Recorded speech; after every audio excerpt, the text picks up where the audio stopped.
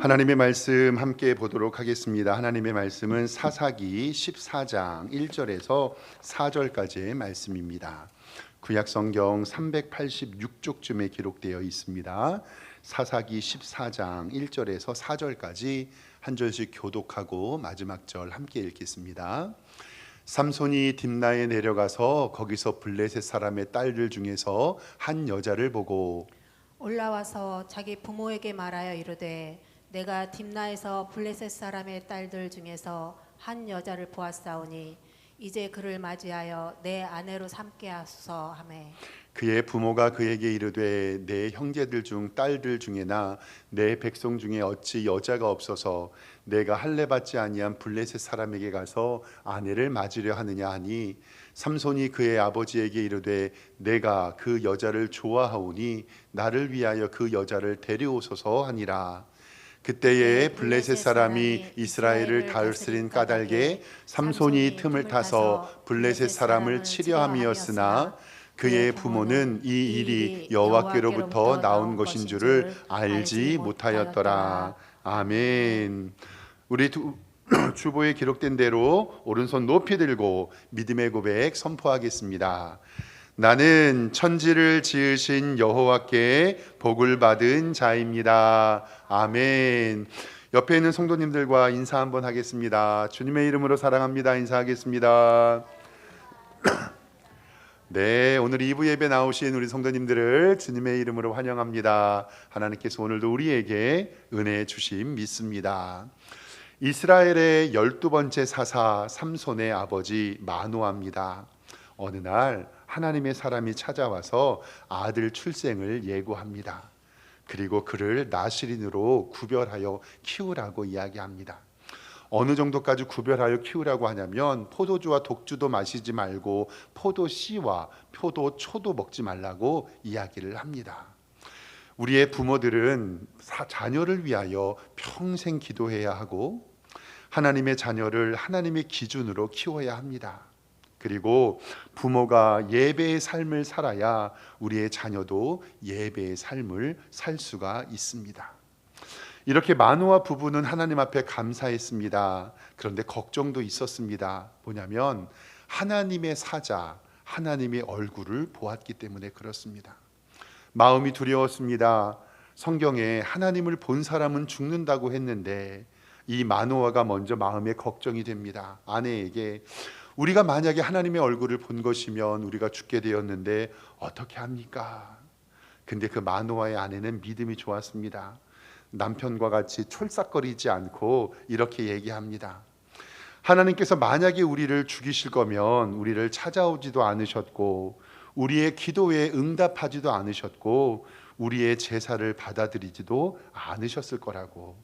그러니 걱정하지 말라고 위로합니다. 인생에서요, 해석이 이렇게 중요합니다. 남편은 죽을 것 같다고 걱정하지만 아내는 아무 일 없을 것 같다고 위로해 줍니다. 사랑하는 성도 여러분, 믿음으로 보고 믿음으로 행하고 믿음으로 기도하시기를 주님의 이름으로 축원합니다. 결국 아무 일도 일어나지 않았습니다. 마노아 부부는 삼손을 아주 잘 키웁니다. 그래서 지난주에 말씀 성경 13장 24절과 25절을 보면 그 여인이 아들을 낳음에 그의 이름을 삼손이라 하니라. 그 아이가 자라매 여호와께서 그에게 복을 주시더니.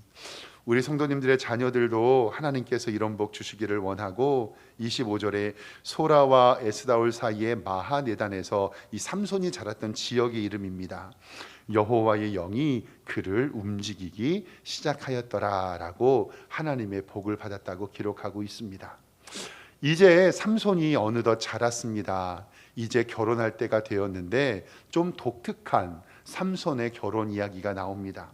오늘 성경 14장 1절에 보면은요, 조금 삼손이 버르장머리 없는 사람으로 나와요. 같이 좀 말씀 성경 보겠습니다. 14장 1절 보면 삼손이 딥나에게 내려가서 거기서 블레셋 사람의 딸들 중에서 한 여자를 봅니다. 2절에 올라와서 자기 부모에게 말하되 이르되 내가 딥나에서 블레셋 사람의 딸들 중에서 한 여자를 보았는데 이제 그를 맞이하여 내 아내로 삼게 하소서라고 얘기를 하는 거예요. 삼손은 자기 동네에서 여인을 찾는 게 아니라 블레셋 사람의 딸들 중에서 이 사람이 자기의 동족이 아닌 이방인에게 매력을 느끼는 것 같아요. 그래서 성경에 보면 이방 여인들을 그렇게 사람들이 찾습니다. 그리고 나서 블레셋 여자를 딱 찍어가지고 아버지에게 이렇게 말하는 거예요. 아빠, 저기 블레셋 여자 내가 찍었으니까 그 여자랑 나랑 결혼시켜 주세요 라고 얘기하는 거예요. 좀 이해가 안 되죠.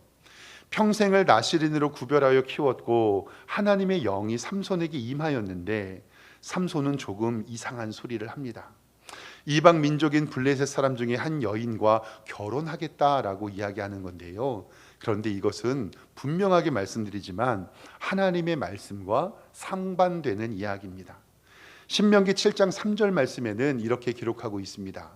이스라엘 백성들이 가나안 땅에 들어갈 때 모세가 한 말이에요. 또 그들과 혼인하지도 말지니 가나안 민족들과 내 딸들을 그들의 아들에게 주지도 말 것이고 그의 딸도 내 며느리로 삼지 말 것은 그가 내 아들을 유혹하여서 그가 여호와를 떠나고 다른 신들을 섬기게 하므로 여호와께서 너희에게 진노하사 갑자기 너희를 멸할 것임이라 라고 성경은 기록합니다. 그리고 느헤미야 13장 25절 하반절에는요 더 강하게 얘기합니다. 너희는 절대로 너희의 딸들을 그의 아들들에게 주지 말고 너희의 아들들이나 너희를 위하여 그들의 딸들을 데려오지 아니하리라. 즉 이방 사람들을 며느리나 사위로 데려오지 말라는 거예요. 여러분들이 잘 아는 고린도후서 6장 14절 말씀에는 너희는 믿지 않는 자와 멍에를 매지 말라. 저 멍에는 소가 양쪽에서 끄는 수레의 양쪽 어깨에 매는 것을 멍에라고 얘기를 하잖아요. 의와 불법이 어찌 함께하며 빛과 어두움이 어찌 사귀겠느냐라고 이야기를 합니다. 구약과 신약에서의 성경의 결혼의 원칙은 하나님의 사람은 하나님의 사람과 결혼해야 한다라는 것이 바로 성경의 원칙입니다. 그래서 마노아도 이 일을 잘 알고 있으니 오늘 말씀 3절 성경을 보겠습니다. 이렇게 기록해요. 그의 부모가 그에게 이르되 내 형제들의 딸들 중에서 내 백성에서 중에서 어찌 여자가 없어서 내가 할례를 받지 아니한 블레셋 사람에게 가서 아내를 맞이하려 하느냐 하니 삼손이 그의 아버지에게 이르되 내가 그 여자를 좋아하오니 나를 위하여 그 여자를 데려오소서 하니라 라고 조금 어처구니 없게 얘기를 합니다. 아빠, 내가 보니까 저 블레셋 여자가 너무 예뻐. 나 이 여자 아니면 결혼 안 갈래. 평생 나시린으로 살았던 이 삼손이 이런 말 하는 것이 조금 오해스럽습니다. 조금씩 말씀을 찾아가 보도록 하겠습니다. 어찌 보면 삼손의 모습이 너무나도 버르장머리 없게 느껴집니다. 하나님의 말씀에 어긋난 일, 부모님에게 너무 막무가내 이야기를 합니다. 그러나 성경의 원칙은 하나님의 사람은 하나님의 사람과 결혼해야 된다고 분명히 말씀합니다. 혹시 목사님, 저는 이미 믿지 않는 사람과 결혼했고, 목사님, 저는 믿음 없는 아내와 혹은 믿음 없는 남편과 결혼해서 전도해서 잘 살고 있습니다. 그러면 어찌라는 거예요? 라고 반문하실 수도 있습니다. 제가 말씀드리는 것은 원칙이 그렇다는 것입니다. 이제 우리의 가정을 임마누엘 가정으로 만들기 위하여 정말 기도하시기를 주님의 이름으로 축원합니다. 원칙이 그래요. 믿는 사람이 믿는 사람과 결혼해야 되는데 현실은 막막하죠. 제가 요 설교를 몇 주 전에 수요 예배 때 아브라함과 이삭 얘기를 하면서 좀 드린 적이 있어서 조금 중복이 되더라도 한번 들어주세요. 성도 여러분, 교회에는요 남자 성도의 비율이 많을까요? 여자 성도의 비율이 많을까요? 여자가 많습니다. 일반적으로 여자가 70, 남자가 30 정도 됩니다. 제가 전에 섬겼던 교회 대학 청년부는 한 500명 정도의 청년들이 있었는데요. 500명이 있으면 약 여자 청년들은 한 350명 정도 되고 남자 청년들은 한 150명 정도밖에 안 돼요. 그리고 나서 제가 말씀을 우스갯소리로 남자들 중에서 조금 번듯하고 말 잘하고 믿음 좋은 사람은 다 어디 가요? 신학교 가요. 그래서 여성 자매들이 남성 형제들을 차지하기가 조금 어려워서 실질적인 경쟁률은 남자가 2, 여자가 8 정도 돼요. 그러니까 같은 교회에서도 믿음 있는 사람들 결혼하면 어쩔 수 없이 이 여자의 60%는 믿음이 없는 남자와 결혼할 수밖에 없는 상황에 이르게 되거든요. 그래서 성도 여러분, 만약에 우리의 딸들이나 우리의 손녀들이 있으면 남자 가진 엄마 아빠들보다 몇 배 기도를 더 많이 해야 돼요. 4배 더 기도 많이 해야 돼. 4배. 왜냐하면 믿음의 사람 만나야 되니까. 이미 결혼한 거 바꿀 수 없지요. 가족 구원을 위해서 기도해야죠. 그런데 아직 결혼 안 한 우리의 자녀들이 있다면, 우리의 손주들이 있다면 믿음의 사람, 만남의 축복, 복된 배우자 만나기를 기도해 주시기를 주님의 이름으로 축원합니다. 저는 이 세상에서 우리가 살면서 가장 중요한 만남이 2가지가 있다고 생각하는데요. 그 2가지의 만남, 첫 번째는 예수님을 만나는 거고요. 2번째는요, 배우자를 만나는 거예요.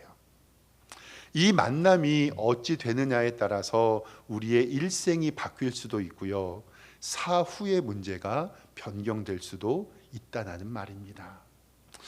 저 어렸을 때 옛날 어르신들이 이런 말씀을 하셨어요. 이런 말이 있는지는 모르겠는데, 된장을 잘못 담그면 몇 년이 괴롭고 김장을 잘못하면 1년이 괴롭고 결혼을 잘못하면 어떻다고요? 평생이 괴롭다. 이거 있는 말이군요. 된장을 잘못 담그면 몇 년이 괴롭고 김장을 잘못하면 1년이 괴롭고, 제가 이 마음 알아요. 옛날에 어렸을 때 어머니 도와가지고 김장을 담그는데 김치를 잘 버무리고 한 번 하면 그때 한 50, 60포기씩 담갔으니까요. 그러면 김치를 잘, 배추를 다듬고 씻고 빨아가지고 놓고, 근데 그때 제가 기억나는데 어머니가 소금을 어디서 싼 소금을 사오셨어요. 알고 보니까 그게 중국산 소금이었거든요. 그래서 그 소금으로 배추를 무쳤는데 맛이 없는 거예요. 그런데 어머니가 보시기에는 50포기를 버리기는 아깝고 1년 내내 그 배추를 뭐 하면서? 욕하면서 그래서 1년 동안 머물었던. 그러니까 된장을 잘못 담그면 몇 년이 괴롭고 김장을 잘못하면 1년이 괴로운데 결혼을 잘못하면 어때요? 평생이 괴롭다. 그러니까 이미 결혼한 거 이제 어쩔 수 없어요. 하나님의 은혜만 구해야 되고, 정말 우리의 자손들이 믿음의 자손 만나기를 반드시 기도하시기를 소망합니다. 진짜로 돈이 조금 아까워서 된장과 김치 정말 못 먹겠으면 다 갖다 버리고 다시 담가 먹으면 되지만 결혼은 그렇지 않습니다. 믿음이 있는 사람과 믿음이 없는 사람은 같이 사는 것 자체가 기적입니다. 생각하는 것 자체가 달라요. 가장 큰 것 뭐냐면, 하나님은 사랑이시라, 예수님께서 십자가에서 나를 위하여 죽으신 그 사랑을 나는 알지만 내 아내와 내 남편 믿지 않는 사람은 알까요, 모를까요? 몰라요. 그래서 내가 오늘 받은 은혜를 함께 나눌 수 없고요, 하나님의 교회의 일들을 얘기할 수도 없고, 내가 믿음으로 하나님께 드리는 10의 1조도 하나님 앞에 바르게 될 수가 없습니다. 자녀를 성경적으로 교육하기도 어렵고 결혼 예배를 못 드릴 가능성도 있고요, 결혼식을 주일날 할 수도 있게 되고요, 나중에 결혼해서 주일 성수에 어려움도 생깁니다. 그리고 평생 유혹에 시달리면서 살게 됩니다. 그리고 오늘 내가 받은 은혜를 집에 가서 내 사랑하는 가족들과 함께 나누고 싶은데 우리의 가족이 믿음이 없다면 그 일을 할 수가 없습니다. 그래서 우리는 우리의 자녀와 우리의 자손들을 위해서 기도해야 합니다. 바로 첫 번째는 예수님 만나고, 두 번째는 믿음의 배우자를 만날 수 있도록. 몇 주 전에 수요 예배 때 믿음의 조상 아브라함이 그의 종에게 며느리감을 찾으라고 오라 하면서 기도했던 것을 함께 말씀을 봤는데요, 창세기 24장 3절 말씀을 좀 보겠습니다. 아브라함의 이야기예요. 너는 내가 거주하는 이 지방, 그러니까 그 종에게 자기의 며느리감을 찾아오라고 얘기하거든요. 가나안 족속의 딸들 중에서 내 아들을 위하여 아내를 택하지 말고 내 고향, 내 족속에게로 가서 내 아들 이삭을 위하여 아내를 택하라. 그 다음에 종을 보내면서 이렇게 얘기해요.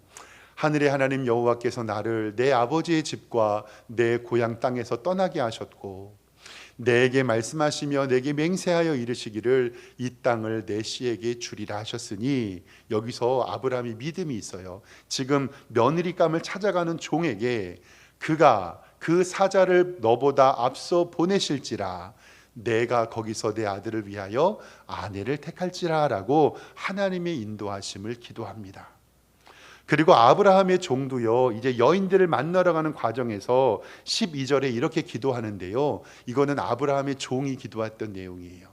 그가 이르되 우리 주인 아브라함의 하나님 여호와여, 원하건대 오늘 나에게 순조롭게 만나게 하사 내 주인 아브라함에게 은혜를 베푸시옵소서라고 기도하면서 결국 이 종이 나아가서 아브라함 동네에 가서 이삭의 아내 누구를 데리고 오는 거예요?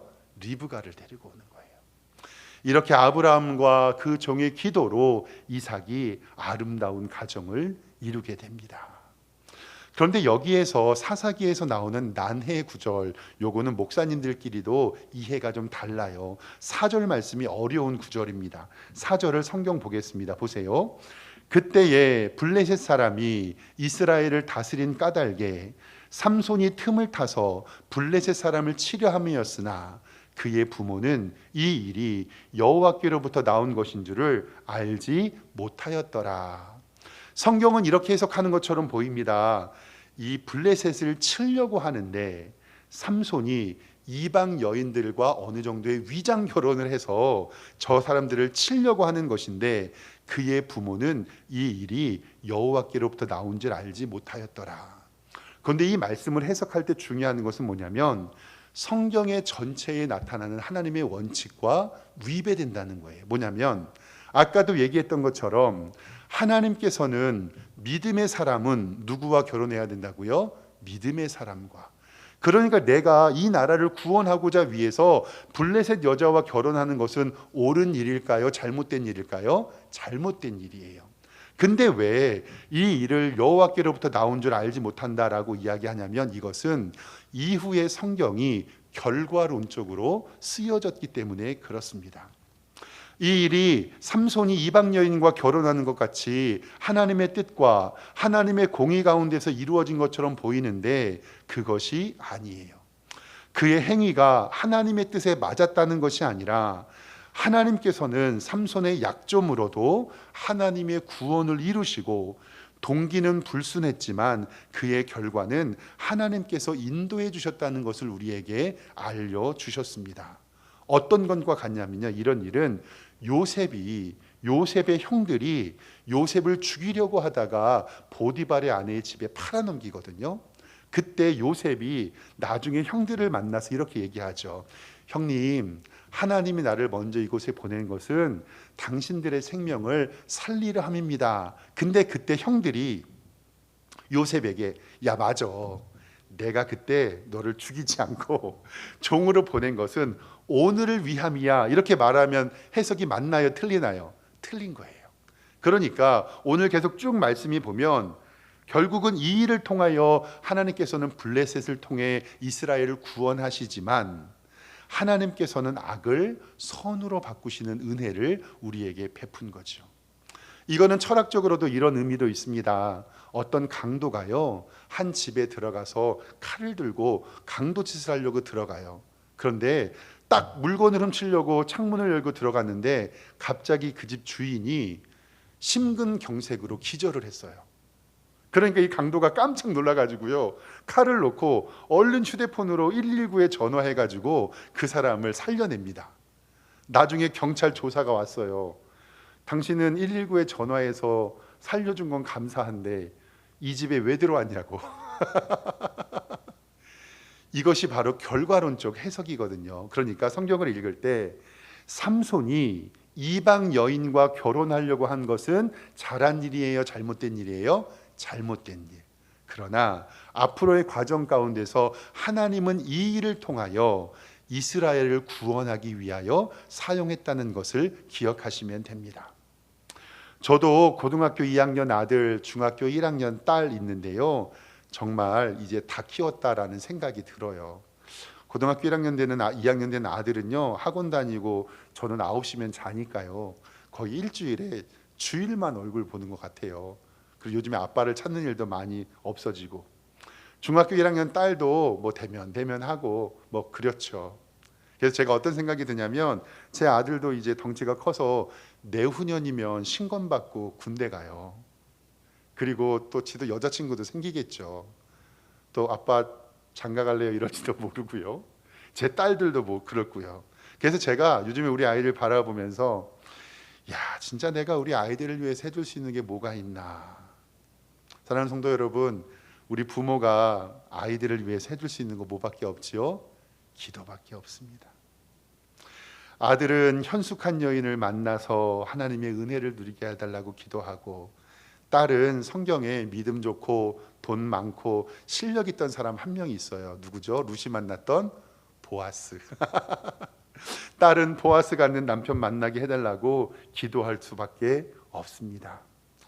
사랑하는 성도 여러분, 우리의 자녀들 하나님께서 인도해 주셔서 믿음의 가정, 믿음의 사람 만나게 해주시고, 우리 성도들의 가정에도 이러한 믿음의 복이 넘치기를 주님의 이름으로 축원합니다. 기도하겠습니다. 하나님 아버지, 믿는 사람과 결혼하여 복된 가정 이루게 하시고, 우리의 자녀들을 위하여 기도하는 그 기도가 주께 응답되게 하여 주시옵소서. 우리의 아들들은 현숙한 여인을 만나 하나님의 은혜를 누리게 하시고, 우리의 딸들은 보아스와 같은 믿음의 사람 만나 그 가정을 구원케 하여 주시옵소서. 감사드리고 예수 그리스도의 이름으로 기도드리옵나이다. 아멘.